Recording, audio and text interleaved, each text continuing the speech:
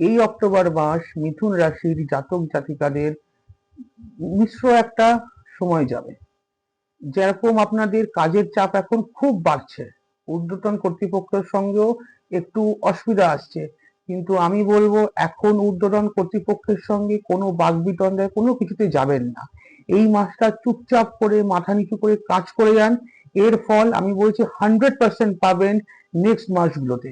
এখন যদি আপনি ঊর্ধ্বতন কর্তৃপক্ষের সঙ্গে কোনো বাকবিতণ্ডায় যান, তাহলে কিন্তু আপনার চাকরির জায়গায় আরো অসুবিধা আসবে।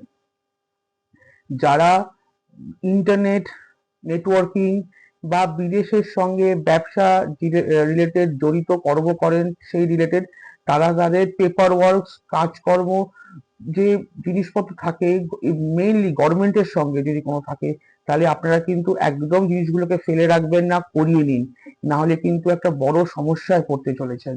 আর যারা বিবাহের জন্য সময় বিবাহের জন্য প্রস্তুত আছেন, তাদের কিন্তু এই সময় বিবাহ স্থির হওয়ার একটা শুভ যোগ আসছে।